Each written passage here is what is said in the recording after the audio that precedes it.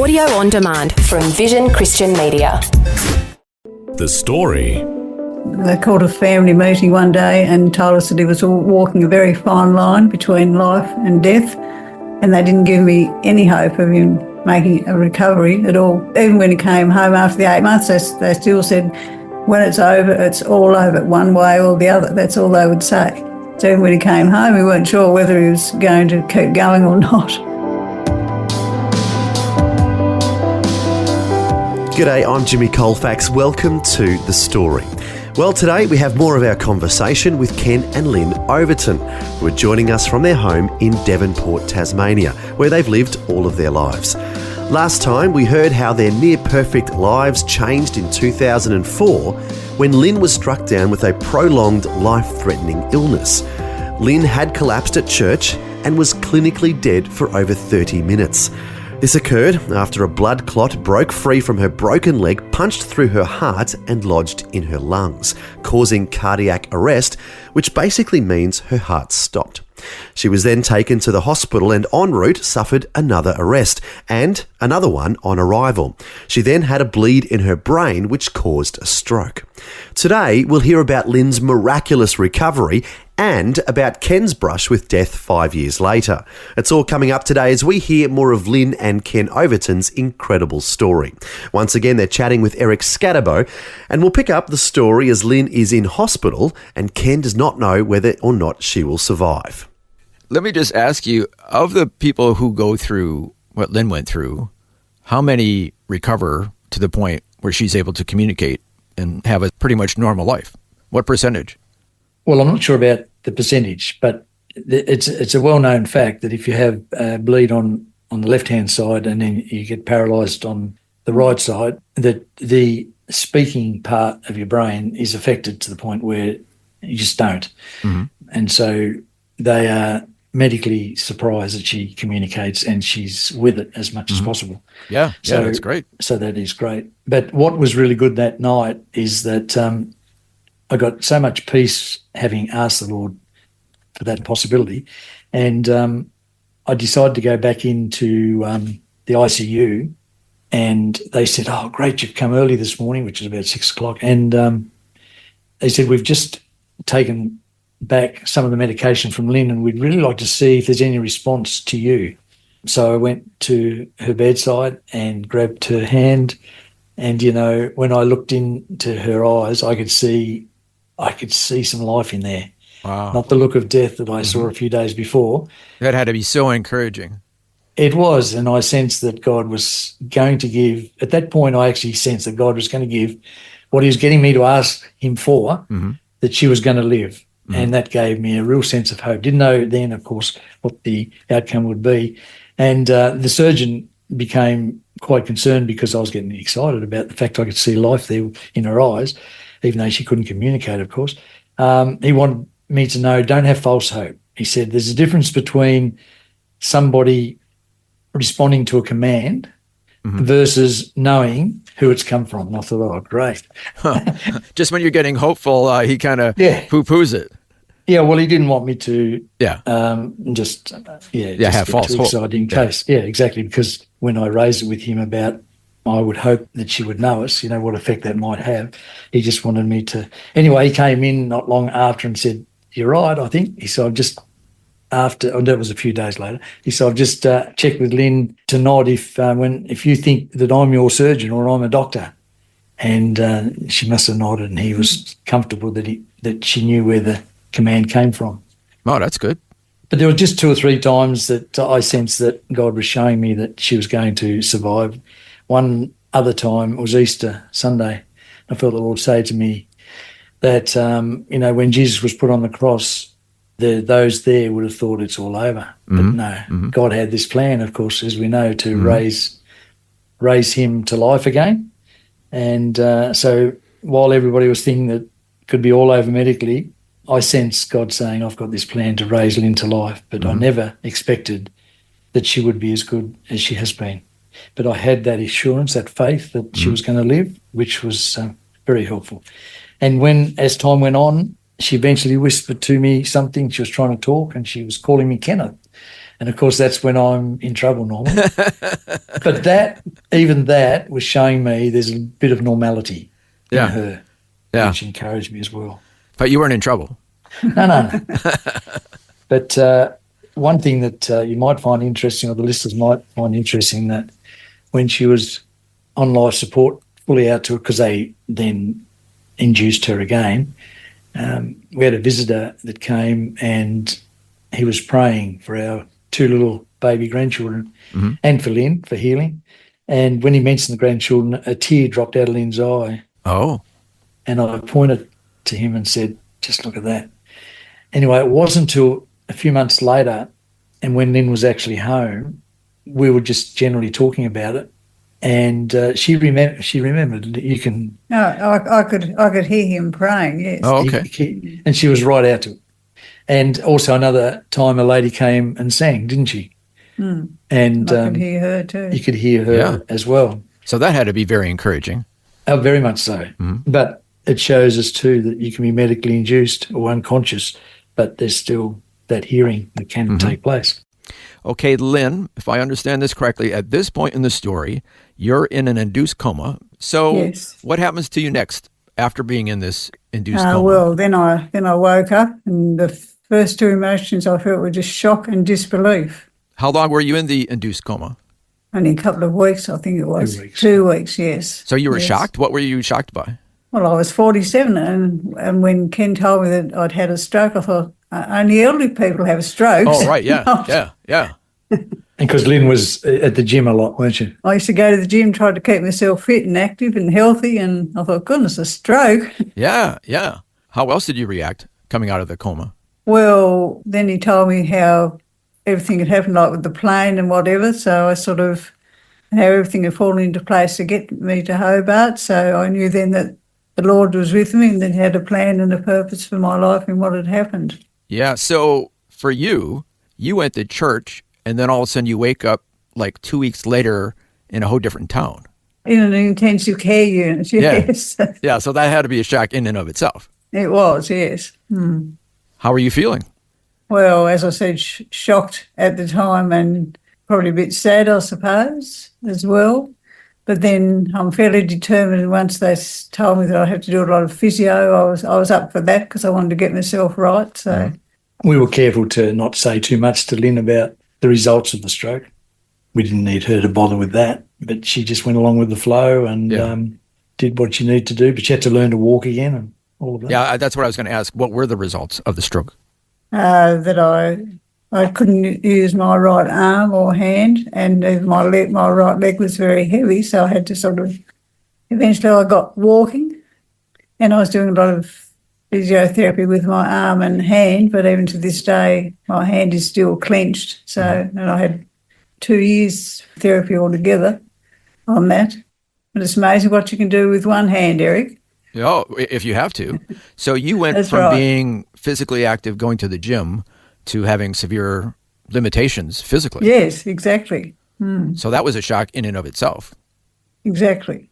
Was there kind of a mourning period for what you've lost? Yes, that probably happened when I came home, because once you get home to what was your normal living circumstances, you quickly realise that life has taken on a new normal. It's not the same. So that's probably when I did more mourning, I think. For what you've lost, your Yes, mobility? yes. Could you drive? Yes. I had to wait 2 years, and then had to do a driving test, and got my licence back, which is fantastic. And then she got her first driving ticket. First speeding ticket. So not only were you back driving, but going pretty fast. After, was it how many years? 30 years. 30-something years of having a licence, and then, yes, that happened. Now, I know you were happy to be back mobile again, but maybe you were rejoicing a little bit too much. Probably. Alrighty, so you went through this whole health journey with lasting results to this day.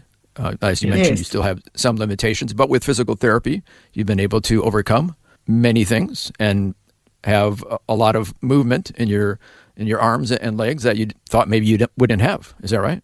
Yes, not my leg, that's fine, but not so much my hand and whatever, no. So she's had to learn to do everything with just one hand, one arm, and she's done an amazing job after all Well, these it's years. amazing what you can do with one hand, so... Yeah. She sometimes says that if God did a miracle to have the other one move, I don't know what I'd do with it. Oh, is that right? Wow. Well, I'm just so used to using my left hand now. Yeah. I can even write with my left hand now, so... So you had to learn that all from scratch. Yeah, well, I was right-handed before, so it's sort of... Well, that's a tremendous adjustment in and of itself. You're right-handed, Yes, and you exactly. lose the use of your right hand. there's nothing stopped Lyn for doing what she can do. She often says, let me do what I can do, and the things she can't do, we help her with. But she's fantastic.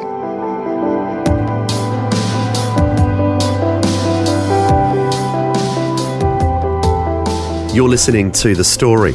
Today, Eric Scatterbo is once again chatting with Ken and Lyn Overton, who've both survived near-death health issues 5 years apart. We just heard about Lyn's miraculous recovery.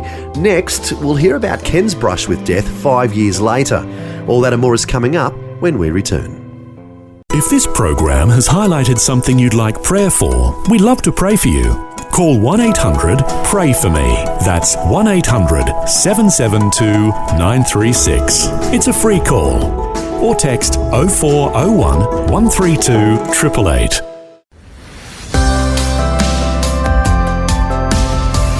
Hi, I'm Jimmy Colfax and this is The Story. Today, once again, Eric Scatterbo is chatting with Ken and Lyn Overton, whose near-perfect lives changed in an instant when they were struck down with prolonged life-threatening illnesses 5 years apart. Before the break, we heard about Lyn's illness and miraculous recovery. Now we'll hear about what happened to Ken. Okay, so Ken, you had become the carer for the time that Lyn was recovering. That's right. Yep. Now, fast forward 5 years, is it, to 2009? There's a switch. The script flips, in a sense. Is that right? That's right. I become a sufferer. Okay, Lyn, take us to 2009. What happened to Ken? Ken woke up one morning with dreadful pain, so he was taken to the hospital, then transferred to Launceston, where he was placed on life support, and he was diagnosed with acute necrotic hemorrhagic pancreatitis. I have no idea what that is. No, it just means the pancreas is inflamed and died, and the digestive enzymes that normally puts in your stomach start attacking the other organs in your body. Okay, so once again, Ken, you've had no history of any health issues up to this point? Just happened overnight. Just happened, and suddenly you're severely ill. Well, reflecting back, there was probably a week or two before, I did have quite a bit of pain in the left side, and now I've understood this a lot more, that was probably my gallbladder playing up.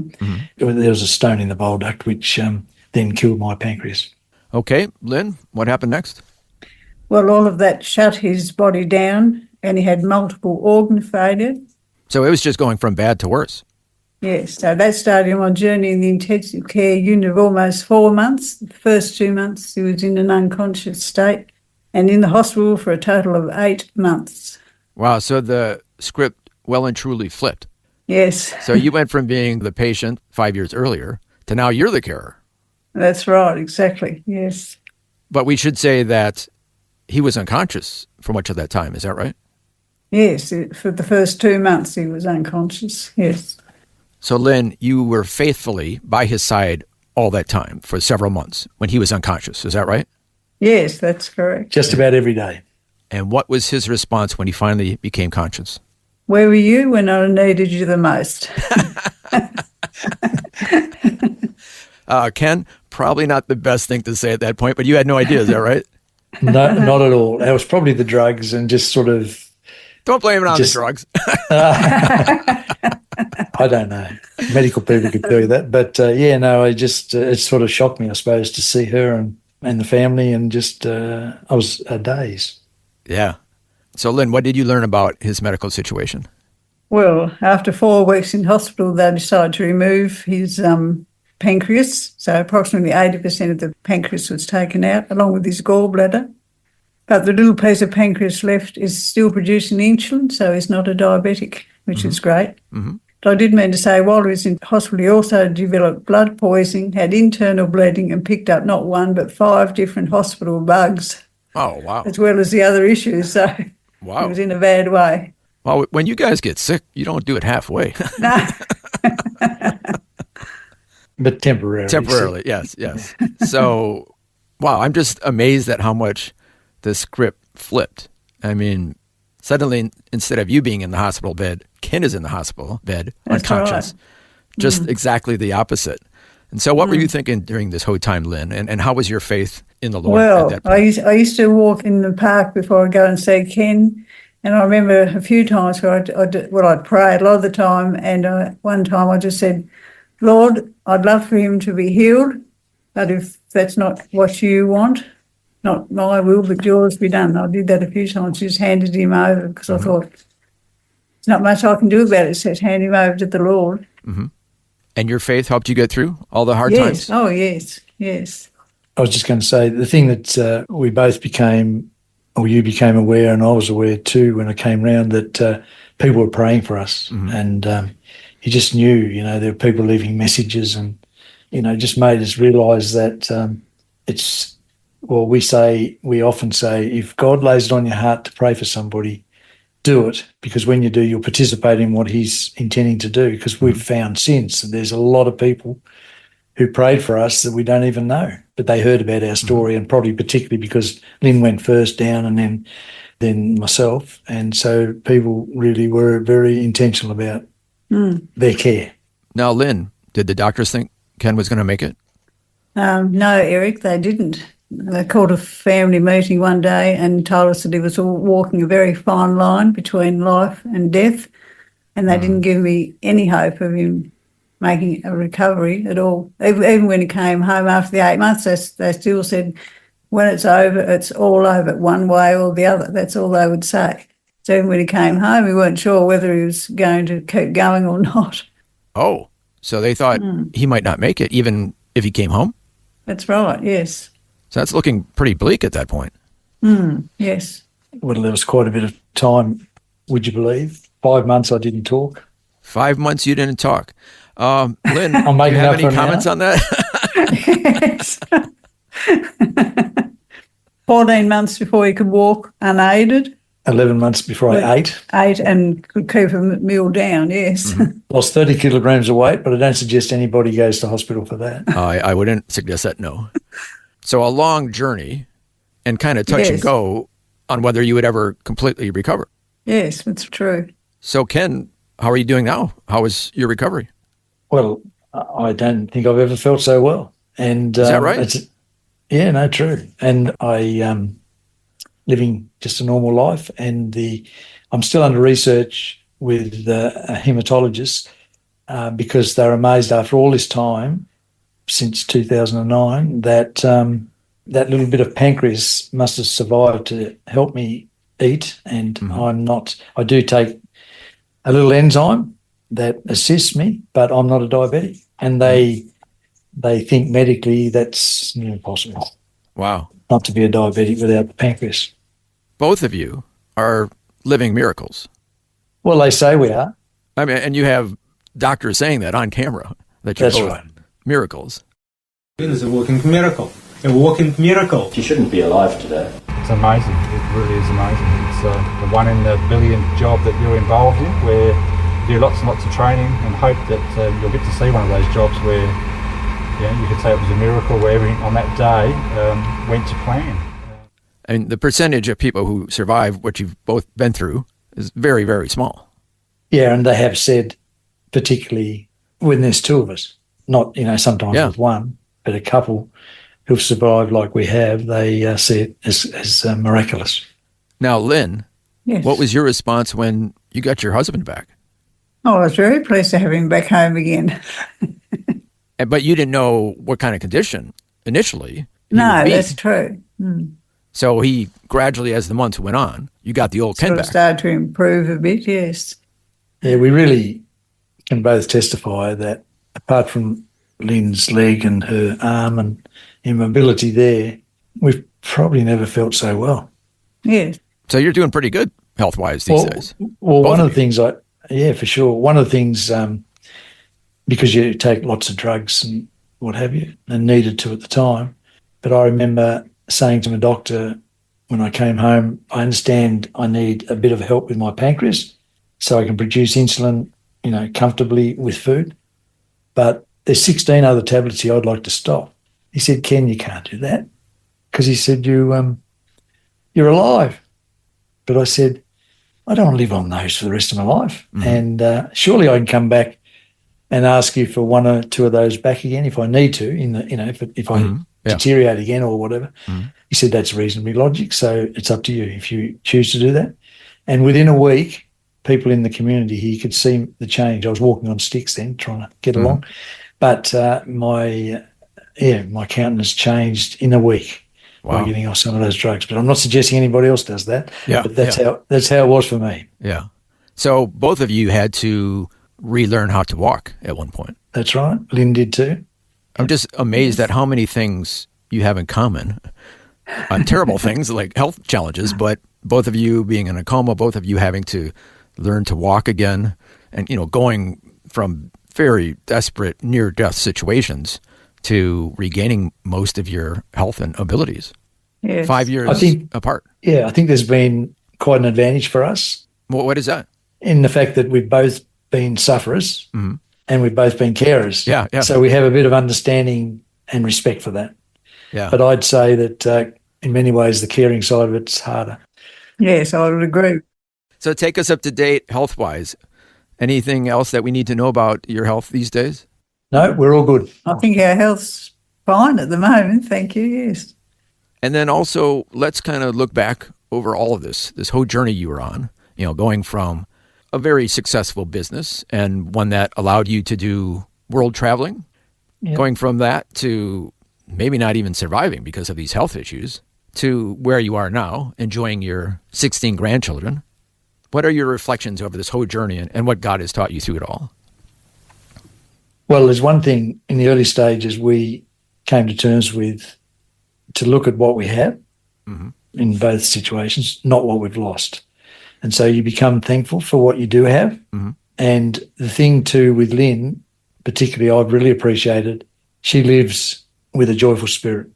And that's something that's a gift from God. The joy, hope, joy and peace, I believe, are the three things that God gives and are crucial to comfort us in life. And so with Lyn, it's not a happiness thing, because you can be happy today and not tomorrow because of circumstance. But if you're joyful in spite of your circumstances, and that's been a blessing. And the other thing is how God changes you. I can't believe the things he's done to make us more content, more restful, more thankful. And so we don't need to pursue the things that we used to do necessarily. There's a lot of things we've done in our life. We've been blessed, you wouldn't believe, in those 29 years. But as things have changed physically for us, we're able to cope with life very well and thankful. Just good to be alive. Amen. Now, Lyn, if I remember correctly, shortly before your illness in 2004, you had prayed to God that he would help you become closer to him. Is that right?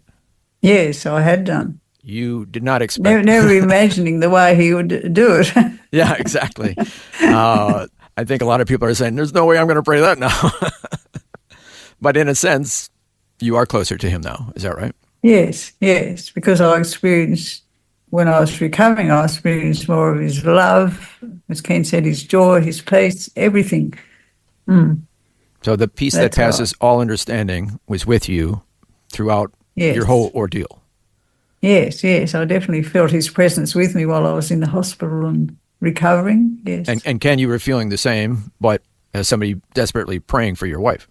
Yeah, for sure. It's one of those things, when you go through something very traumatic and outside your control, we really experienced that God as a father stepped in, where he says he'll never leave us, he'll never forsake us. It's so true, and he'll be there.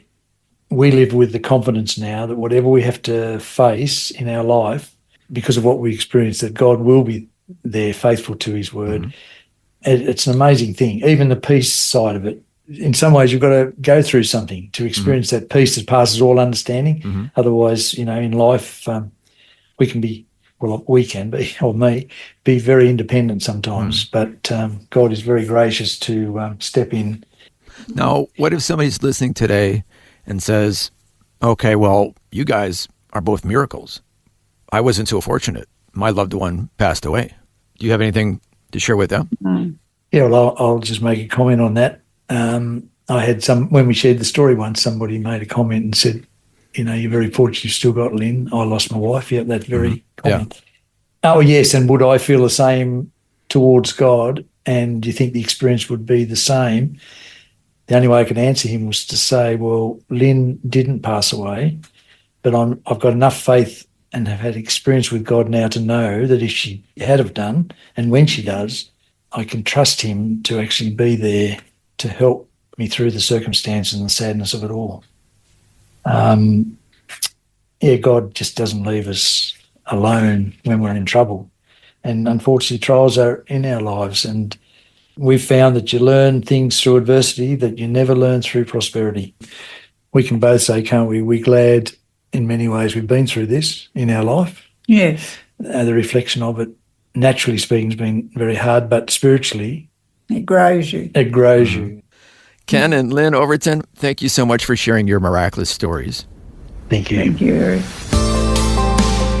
Well, that was the conclusion of our two-part conversation with Ken and Lyn Overton, who have both survived near-death health issues 5 years apart. Just to recap, Ken spent 102 days on life support in intensive care in Launceston General Hospital, recovering from life-threatening pancreatic necrosis and multiple organ failure.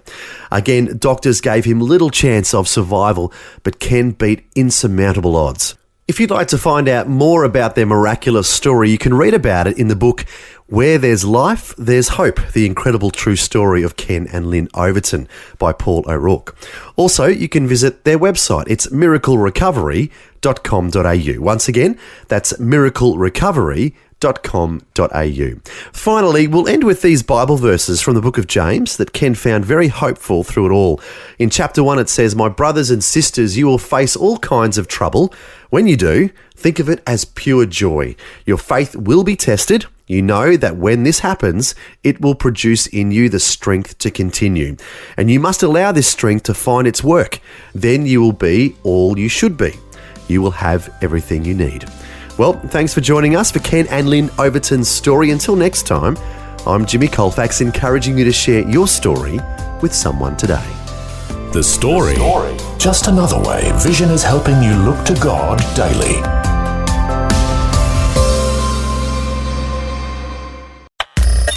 Thanks for taking time to listen to this audio on demand from Vision Christian Media. To find out more about us, go to vision.org.au.